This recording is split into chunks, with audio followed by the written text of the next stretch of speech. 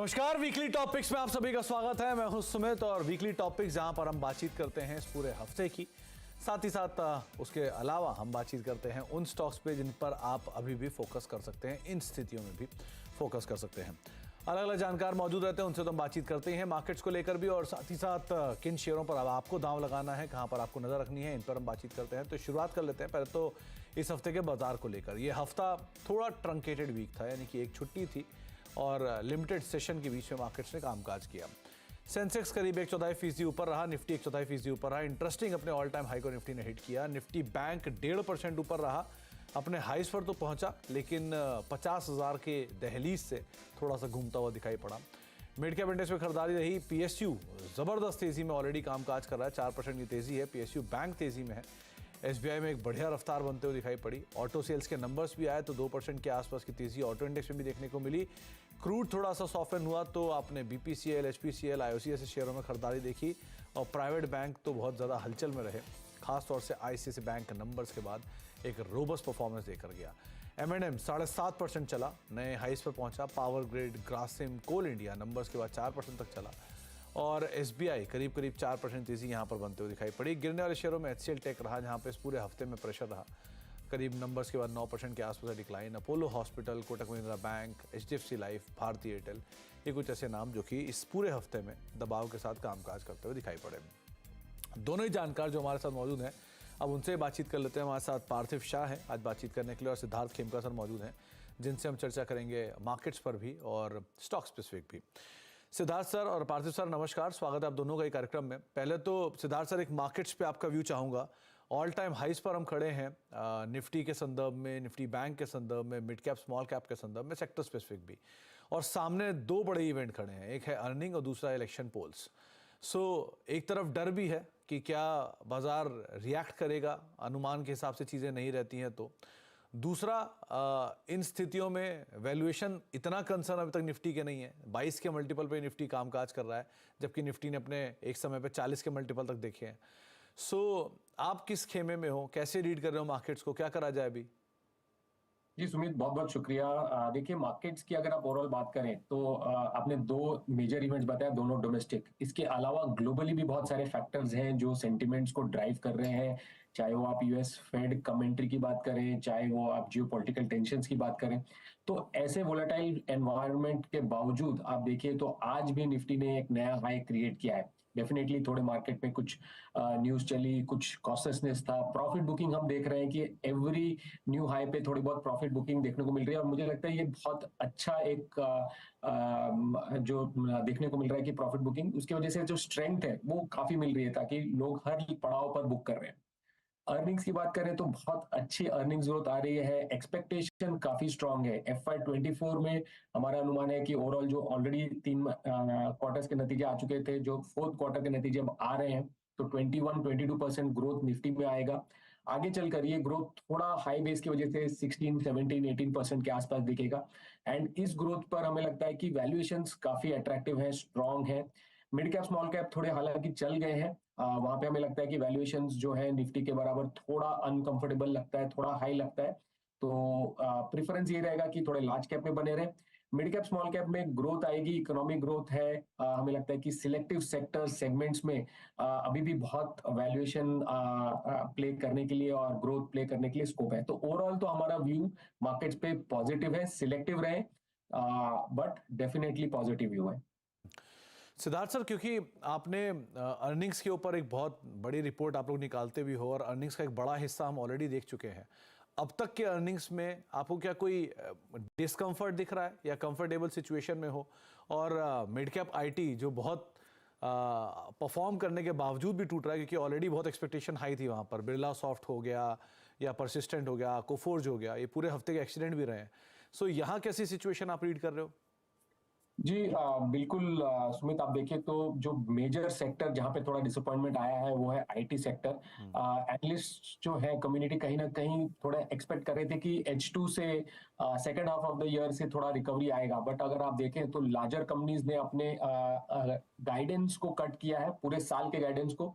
और वहीं mid caps और टीयर 2 आईटी प्लेयर्स जो ग्रोथ में आउट परफॉर्म कर रहे थे, जिसकी वजह से उन्हें प्रीमियम मिल रहा था, अब उन पर भी वो ग्रोथ इंपैक्ट आ रहा है, जिसकी वजह से अगर आप देखें ग्रोथ कम होता है और वैल्यूएशन हाई होता है तो डबल मार पड़ती है मार्केट में, और वही हो रहा है। तो ग्रोथ थोड़ी सी कम और वैल्यूएशन महंगे, ये दोनों की दोहरी मार जो है बाजार अभी झेल रहा है, specially mid cap IT. Parthiv sir, आप कैसे रीड कर रहे हो मार्केट्स को, और कितना कंफर्टेबल आपका सिचुएशन है अभी मिड कैप स्मॉल कैप को लेकर, कंसीडरिंग कि कई स्टॉक तो मल्टी बैगर बन ही चुके हैं ऑलरेडी हाल फिलहाल में।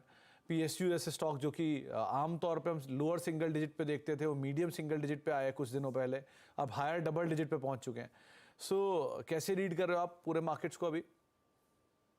देखिए सुमित जी, हमारा ऐसा मानना है कि जो मिड कैप स्मॉल कैप में पॉकेट्स है वो बहुत ही रिचली वैल्यूड है, और बहुत ही इंपॉर्टेंट हो जाता है कि जिस तरह का अर्निंग्स मोमेंटम हमने पिछले 2 साल में देखा है, specially the mid cap small cap pocket, अगर वो रिपीट नहीं होता है तो आई थिंक हमने हिस्टोरिकली देखा है कि इन तरह के पॉकेट्स जहाँ पे ओवर वैल्यूएशन होते हैं वहाँ पे डी रेटिंग भी होते हैं, thanks to the fact because of the earnings. I will not relate anything like in terms of जो इलेक्शन के रिजल्ट है या तो जियो पोलिटिकल टेंशन है। Mid cap small cap pockets definitely earnings पे ग्रो करते, तो यहाँ पे डेफिनेटली देखना रहेगा, थोड़ा कॉशियस स्टांस रहेगा हमारा यहाँ पे। One of the important reasons being कि हमने देखा है कि इन्फ्लेशनरी ट्रेंड्स जो होते हैं specially in terms of raw material input cost, वहाँ पे आई थिंक हम देख रहे हैं कि काफी आई थिंक रेट्स बढ़ रहे हैं, तो that could have an impact on margins और lot of small and mid cap companies जहाँ पे sensitivity to raw material input cost ज्यादा रहती है, फ्रेट कॉस्ट भी जब बढ़ते हैं, तो वहाँ पे भी हमने देखा है कि ये कंपनीज के अर्निंग्स पे स्पेशली जो अभी रिसेंटली हमने पीक मार्जिन्स विटनेस किए वहाँ पे इम्पैक्ट आता है। तो आई थिंक ज्यादा प्रेफरेंस रहेगा लार्ज कैप कंपनीज पे। निफ्टी की अगर बात करें तो आपने राइटली बताया कि अराउंड 22 टाइम्स के अर्निंग्स मल्टीपल पे चल रहा है। Historically Nifty ranges between 18 times and 22 times, लेकिन इस बार 22 टाइम्स पे पीक इसलिए नहीं लग रहा क्योंकि काफी सारे निफ्टी के कंपोनेंट्स है या सेंसेक्स के कंपोनेंट्स है कि जहाँ पे अर्निंग्स ग्रोथ अराउंड 20% भी आ सकती है। ऑन एन एग्रीगेट बेसिस हमारा मानना है 15% अर्निंग्स ग्रोथ पे एट 20 टाइम्स मार्केट को काफी रीजनेबल। तो पार्थिव सर, मतलब सेम सवाल जो मैंने अभी सिद्धार्थ सर से पूछा कि एक हाफ वे हम पार कर चुके हैं उसको लेकर, खास तौर से जो अर्निंग्स को लेकर, तो इस अर्निंग्स के हाफ वे के बीच में अब सिचुएशन आपकी कैसी दिख रही है? कितना कंफर्ट में आ गए हो आप मिड कैप स्मॉल कैप में इधर या फ्रंट लाइन इंडेक्स में? बिकॉज आपने रिलायंस जैसे अर्निंग भी देखे एक तरफ, एचडीएफसी एसेस भी देखे जहां बॉटम थोड़ा थोड़ा बन रहा है, आईसीआईसीआई की रोबस्ट परफॉर्मेंस भी देखी। सो अभी आप कितने कंफर्टेबल हो अर्निंग्स के लिहाज से? जी, मुझे लग रहा है जो फर्स्ट हाफ के जो अर्निंग्स आए हैं काफी ऐसी कंपनीज थी कि जहाँ पे बहुत ही बड़ा ग्रोथ पेंसिलिंग नहीं था, specially year on year earnings growth, और अभी के जो नंबर्स पेंडिंग है वहाँ पे मुझे लग रहा है कि काफी अच्छी रिकवरी देखेंगे। तो ओवरऑल जो नंबर्स है अर्निंग्स ग्रोथ का सालाना, I think that will be quite healthy. More importantly आपने जो मिड कैप स्मॉल कैप और काफी लार्ज कैप कंपनीज की बात की, काफी में हम देख रहे हैं कि प्राइवेट कैपेक्स जब से किक स्टार्ट हुआ है तो बहुत सारा उनका जो कैपेक्स साइकिल का जो इन्वेस्टमेंट है that is capital work in progress. तो इफ नॉट इन FY25 पूरा परपुलेट नहीं होगा, लेकिन FY26 ऑनवर्ड से देखेंगे कि वो जो एडिशनल कैपेसिटीज है जिस तरह की डिमांड और ग्रोथ है, तो आई थिंक अगर FY25 में अगर 15% अर्निंग्स ग्रोथ फैक्टरिंग करते हैं तो हमें लग रहा है कि FY26-27 में अराउंड 17-18% ग्रोथ फैक्टरिंग कर सकते हैं because of the additional capacity coming in all these sectors. तो डेफिनेटली लॉन्ग टर्म की ट्रेजेक्टरी से बुलिश है। कोई भी झटके की वजह से मार्केट गिरता है तो इन्वेस्टर्स को डेफिनेटली इन्वेस्ट करना चाहिए। तो कोई भी गिरावट मिले तो आप खरीदारी करें, ये आपको राय जरूर दी गई है, लेकिन अर्निंग्स को लेकर सो फार ऐसा कोई डिस्कंफर्ट मार्केट में नहीं दिखाई पड़ रहा है। अब शुरुआत करते हैं कुछ इंडिविजुअल स्टॉक्स पर, इंडिविजुअल पिक्स को लेकर। सिद्धार्थ सर, आपकी तरफ से पहला नाम।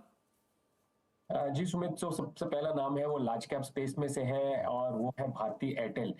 टेलीकॉम स्पेस में हमने देखा है पिछले कुछ सालों में अच्छी कंसोलिडेशन हुई है, और वो कंसोलिडेशन जो है वो भारती के लिए काफी फेवरेबल हुआ है।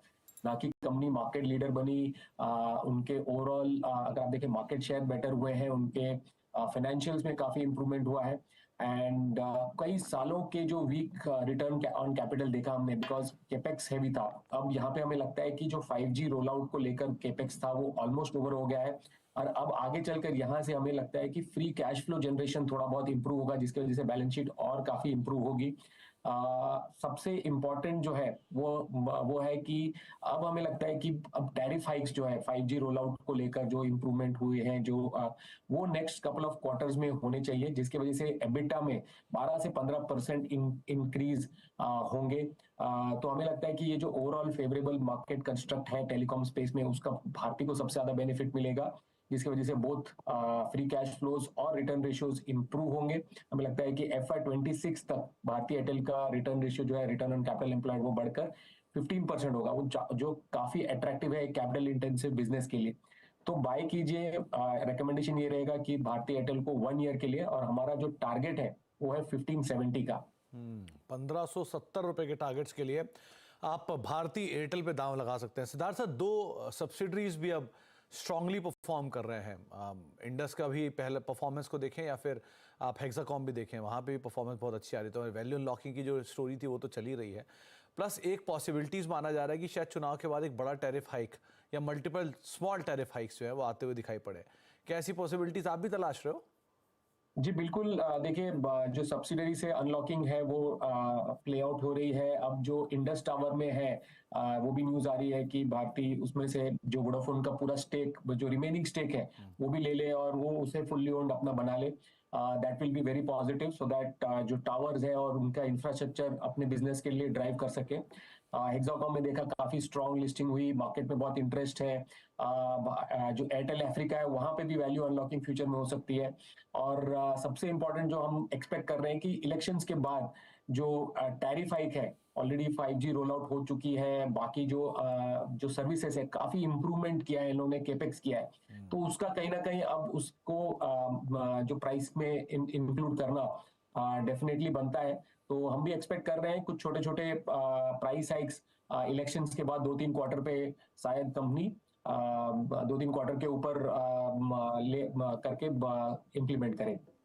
तो पॉसिबिलिटीज बहुत सारी हैं और भारतीय एयरटेल एक स्टार परफॉर्मर भी रहा है इस साल, करीब करीब 64% के आसपास का रिटर्न दिया, लेकिन अभी भी 1500 प्लस 1500 के टारगेट्स जो है आप इसमें देख सकते हैं, 1570 के टारगेट्स के लिए लॉन्ग जा सकते हैं। पार्थिव सर, पहला नाम आपकी तरफ से। सर मेरा स्टॉक रहेगा कोटक महिंद्रा बैंक। एक कॉन्ट्रेरियन व्यू लेना है हमें ये स्टॉक पे। नो डाउट एक मैसिव अंडर परफॉर्मर रहा है despite being a fantastic franchise, और रिसेंटली जो न्यूज आया does not bode at all well for the current sentiment, और ऑलरेडी स्टॉक काफी बड़े पैमाने पे डीरेट हो चुका है already from its lower than 5 year valuation price to book valuation band. तो उस लिहाज से हमें लग रहा है कि यहाँ पे वैल्यूएशन कंफर्ट बहुत ज्यादा है। सी एक चीज समझनी जरूरी है कि जिस तरह से हमने देखा कि बजाज फाइनेंस में भी जो कमबैक आया है इन टर्म्स ऑफ 6 महीना लगा था उनको क्लीन अप करने के लिए, उसके बाद आरबीआई ने वापस जो उनके ईएमआई कार्ड्स है वो अलाउ किए हैं। मुझे लग रहा है कि I think it's a strong warning even to Kotak group in terms of insuring के जो उनके टेक्निकल सिस्टम्स है वो स्टेट ऑफ आर्ट हो। एज सच कॉल में भी अगर आप सुनेंगे तो उन्होंने यही बताया कि they are working on Kotak 2.0 in terms of the technology, तो काफी टेक्नोलॉजी स्पेंड होने वाला है।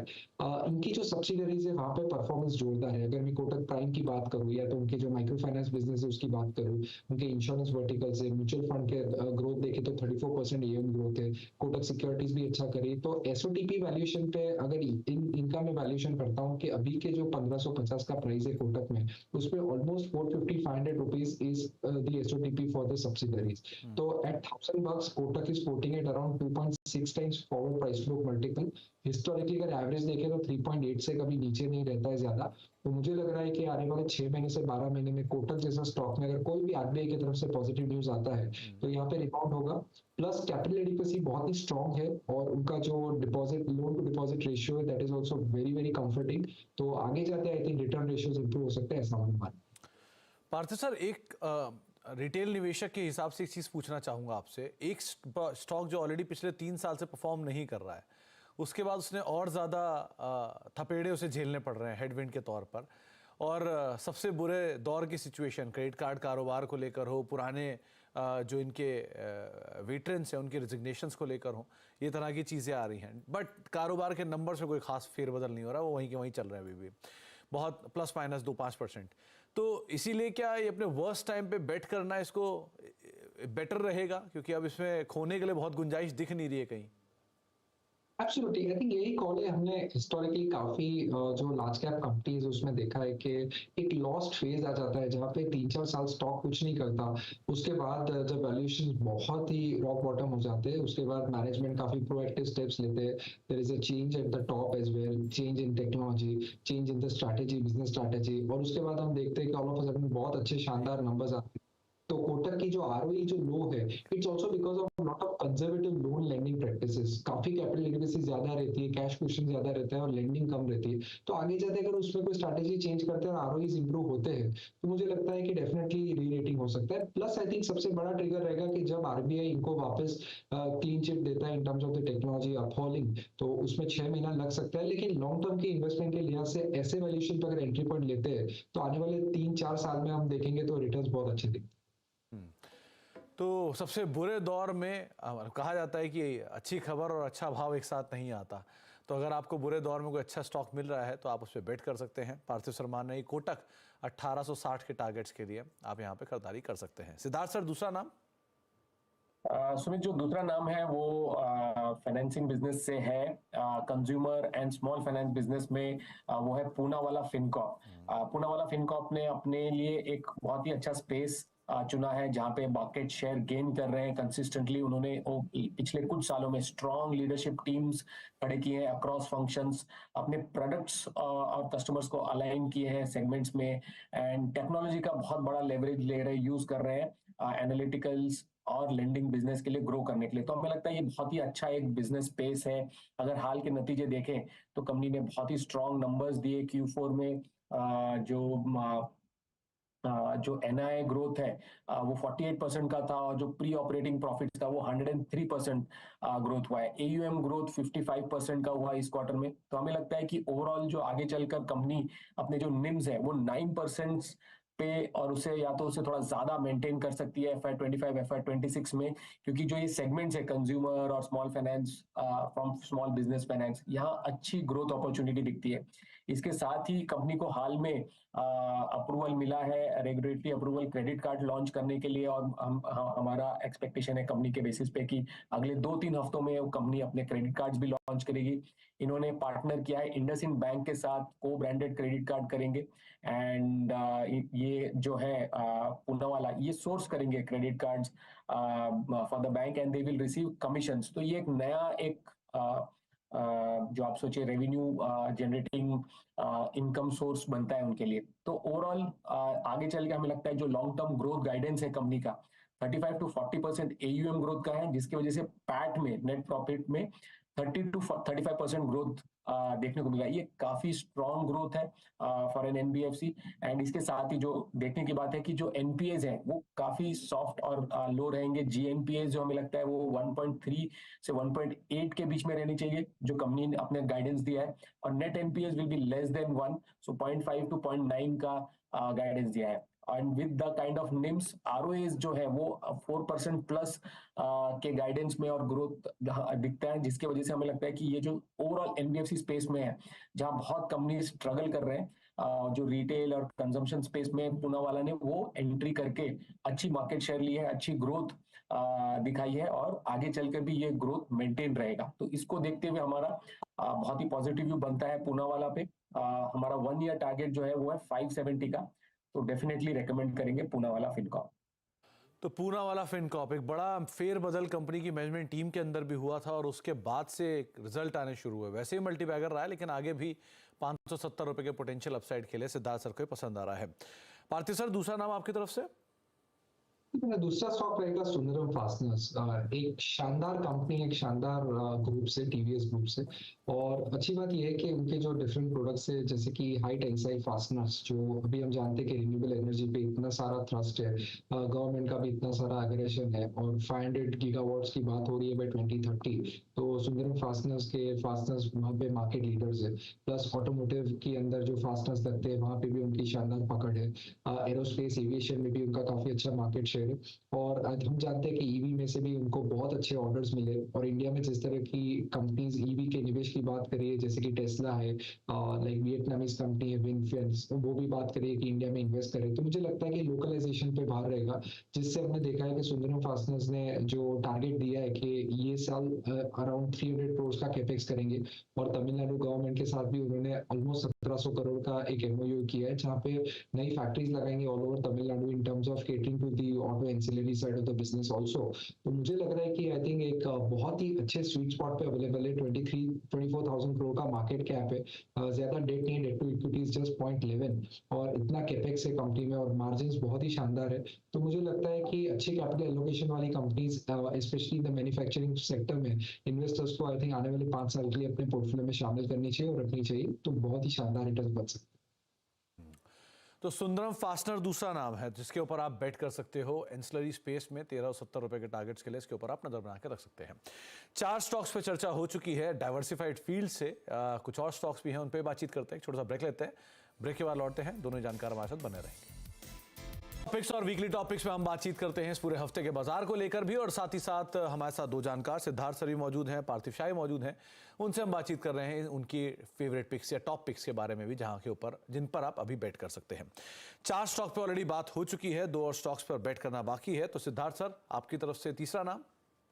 जी सुमित, जो तीसरा नाम है वो Indian cables and wires industry से है, वो है केईआई इंडस्ट्रीज। तो हमें लगता है कि जो केबल्स एंड वायर इंडस्ट्री है इसमें काफी ग्रोथ पोटेंशियल है। पिछले कुछ सालों में जो डोमेस्टिक मार्केट है वो 14% पर ग्रो कर रहा है। एक्सपोर्ट्स भी बढ़कर अब 16% CAGR पे है, जिसकी वजह से जो अगर आप देखें तो इंडिया एक नेट एक्सपोर्टर कंट्री बन गई है केबल्स एंड वायर्स में। जो की ट्रिगर्स हैं ग्रोथ के लिए वो है residential growth, commercial real estate, rural electrification, move towards renewable energy.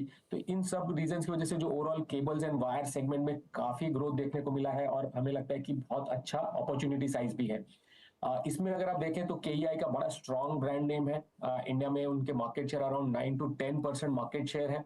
And जो रिटेल सेगमेंट है वहां बड़ा फोकस है केईआई का। पिछले कुछ सालों में कंपनी ने अपना जो कंट्रीब्यूशन है रिटेल सेल्स से वो 30% से बढ़ाकर 47% पे ले आया है और आगे चल के उसे और टारगेट कर रहा है कि 50% प्लस हो जाए। अभी हाल में ही रिजल्ट्स आए हैं, नतीजे काफी स्ट्रॉन्ग नंबर्स आए हैं केईआई के। जो आज सुबह ही हम आज ड्यूरिंग द मार्केट आज आए। अगर आप देखें तो रेवेन्यू ग्रोथ 19% का था Q4 में। जो वायर्स एंड केबल सेगमेंट है उसमें 53% ग्रोथ, उसमें 18% ग्रोथ देखा और EPC बिजनेस में 53% ग्रोथ देखा। तो अक्रॉस सेगमेंट्स अच्छी ग्रोथ देखने को मिल रही है। आगे जाकर हमारा अनुमान है कि कंपनी में 25% अर्निंग्स ग्रोथ देखने को मिलेगा अगले 2 सालों में। फ्री कैश फ्लो जनरेशन कर रहा है जिसकी वजह से बैलेंस शीट काफी स्ट्रांग है और कंपनी एक नेट कैश पॉजिटिव कंपनी है। रिटर्न रेशियोज 20% प्लस है। एंड इन सब की वजह से अगर आप देखें तो गवर्नमेंट का जो ओवरऑल फोकस है make in India, manufacturing, PLI schemes, जो इंसेंटिव्स, इनके वजह से ये केबल्स एंड वायर सेगमेंट को भी बेनिफिट मिलेगा। तो बहुत ही पॉजिटिव व्यू है, बाय करिए। हमारा टारगेट प्राइस है 5,000 रुपीज। 5,000 के टारगेट्स के लिए आप केईआई इंडस्ट्रीज पे बेट कर सकते हैं। कि इंटरेस्टिंग फैक्ट ये भी है कि अगर आपने 2013 में इस कंपनी के अंदर कहीं 10,000 रुपए लगाए होते तो 2023 तक आते आते वो रफली 29 लाख रुपए बन चुके होते। इस तरह का एग्जॉर्बिटेंट रिटर्न तो ये ऑलरेडी स्टॉक दे चुका है, लेकिन अभी भी इसमें जिस तरह के नए रीनोवेशन हो रहे हैं, रीइन्वेंशन हो रहे हैं, नए प्रोडक्ट्स पे कामकाज कर रहे हैं, उसके आधार पर आप इसमें 5,000 रुपए तक के और नए पोटेंशियल अपसाइड खुलते हुए देख सकते हैं। पार्थिव सर, आपकी तरफ से तीसरा नाम। तीसरा नाम ITC रहेगा। बेसिकली ऐसे मार्केट माहौल में जहाँ पे आगे जाते वॉलेटिलिटी बढ़ सकती है या तो एक करेक्शन की उम्मीद है, तो ITC एक ऐसा स्टॉक है जो पोर्टफोलियो में काफी रेजिलियंस लाता है। एक तो बहुत ही अच्छा कंफर्ट है in terms of price to earning multiple, around 26 times forward PE पे चल रहा है, जो अभी भी अंडर परफॉर्मिंग सेक्टर के FMCG के दूसरे जो स्टॉक है उससे ऑलमोस्ट 20 to 25% डिस्काउंट पे अवेलेबल है। अच्छी बात यह है कि अगर मैं उनके दूसरे अलग अलग बिजनेसेस के ब्रेकअप की बात करूँ तो FMCG में despite the lacklustre performance industry wide और रूरल में तो हम जान रहे हैं काफी डिस्ट्रेस है, तो उस लिहाज से आई थिंक यहाँ पे परफॉर्मेंस काफी इंप्रूव हुई है और उन्होंने 7.6% का year on year kind of revenue growth दिखाया है और वॉल्यूम ग्रोथ भी काफी स्टेबल है ये कंपनी के लिए। तो it seems that they are definitely taking a lot of market share in the FMCG segment और यहाँ पे हर क्वार्टर में हम देखते हैं कि उनके जो EBIT मार्जिन है वहाँ पे अच्छी इंप्रूवमेंट आ रही है। सिगरेट बिजनेस की बात करें तो यहाँ पे आई थिंक वॉल्यूम ग्रोथ काफी शानदार और स्टेबल रहा है और ये सबसे ज्यादा कैश जनरेटिंग बिजनेस है आईटीसी के लिए। और ये डिवीजन है थैंक्स टू द फैक्ट कि ज्यादा टिंकरिंग नहीं हुई गवर्नमेंट की तरफ से इन टर्म्स ऑफ टैक्सेशन, तो यहाँ पे ग्रोथ काफी अच्छी बरकरार है। Hotel sector I think it is out performing extremely well for this company, 32% के एबिटा मार्जिन है और रेवेन्यू पर एवरेज ऑक्यूपाइड रूम अगर देखें तो वहाँ पे भी बहुत अच्छी ग्रोथ की वृद्धि है और आगे जाते भी यहाँ पे आउटलुक अच्छा है। डीमर्जर से काफी वैल्यू अनलॉकिंग होगी। Agri business is stable, paper board business also doing reasonably well. तो मुझे लग रहा है ITC can easily deliver earnings growth of 15% CAGR over the next 3 years. तो उस लिहाज से मुझे लग रहा है 3 साल में अच्छे रिटर्न्स मिल सकते हैं। तो पार्थिव सर, क्या वो ब्लॉक का जो ओवरहैंग था वो खत्म हो गया, मान के चलें इसमें? इस एब्सोल्युटली आई थिंक ये एक बहुत बड़ा ओवरहेंग था और तब बहुत अच्छी अपॉर्चुनिटी मिली थी आईटीसी में एंट्री की और उसके बाद आई थिंक स्टॉक काफी बढ़ चुका है। लेकिन मुझे लग रहा है कि यहाँ से भी आई थिंक वैल्यूएशंस बहुत ही रीजनेबल है और mainly we are focusing on the business momentum और massive free cash flow generating ability of ITC जो करीबन 15,000 करोड़ के आसपास है। तो फ्री कैश फ्लो यील्ड बहुत ही स्ट्रांग है कंपनी का, तो आगे जाते भी डिविडेंड की अच्छी उम्मीद है और नए बिजनेसेस में भी डिप्लॉय कर सकते हैं। तो काफी वैल्यू एक्रेटिव स्ट्रैटेजी रहती है आईटीसी। तो आईटीसी 525 रुपए के टारगेट्स के लिए आप इसके ऊपर बेट करके चल सकते हैं। पार्थिव सर की तरफ से तीसरा कॉल आता हुआ दिखाई पड़ा है। तो 3 स्टॉक्स दोनों ही जानकारों ने दिए हैं, एक एक करके तीनों ही स्टॉक्स के ऊपर या 6 स्टॉक्स के ऊपर एक बार नजर डाल लेते हैं कौन कौन से स्टॉक्स हैं। शुरुआत कर लेते हैं सबसे पहले सिद्धार्थ सर के एक पोर्टफोलियो के साथ, या कौन कौन से स्टॉक्स पे उन्होंने बेट किया है। सिद्धार्थ सर ने सबसे पहले नाम लिया है भारती एयरटेल का। 1570 रुपए के टारगेट्स के लिए आप इसके ऊपर नजर बना के रख सकते हैं। एक अच्छे अपसाइड और खुल सकते हैं, मल्टीपल ट्रिगर्स है। पूना वाला फिनकॉप, अच्छे नंबर्स आए हैं और नंबर्स का टेलविंड्स के साथ चल ही रहा है, प्लस स्ट्रॉन्ग मैनेजमेंट भी है, उसको भी आप आधार मानेंगे। केईआई इंडस्ट्री अच्छी चाल तो इसमें आई है, प्लस डिलीवरी भी लगातार चली रही है। तो 5,000 रुपए के टारगेट्स के लिए आप केईआई इंडस्ट्री के ऊपर भी बेट कर सकते हैं। लाइकवाइज अगर कुछ और स्टॉक्स के ऊपर बात की जाए तो कोटक महिंद्रा बैंक एक अच्छी वैल्यू बाय हो सकती है इस तरह की सिचुएशंस के आधार पर। सुंदरम फास्टर 1370 रुपए के टारगेट्स के लिए आप देख सकते हैं और आईटीसी 525 के टारगेट्स के लिए इसके ऊपर भी आप बेट कर सकते हैं। बहुत बहुत शुक्रिया सिद्धार्थ सर आपका भी और पार्थिव सर आपका भी हमारे साथ मौजूद रहने के लिए और सभी शेयरों पर बाजार पर अपनी राय रणनीति हमसे शेयर करने के लिए। एक ब्रेक का वक्त है और ब्रेक के आगे भी खबरों का सिलसिला लगातार बना रहेगा। वीकली टॉपिक्स में इतना ही। नमस्कार।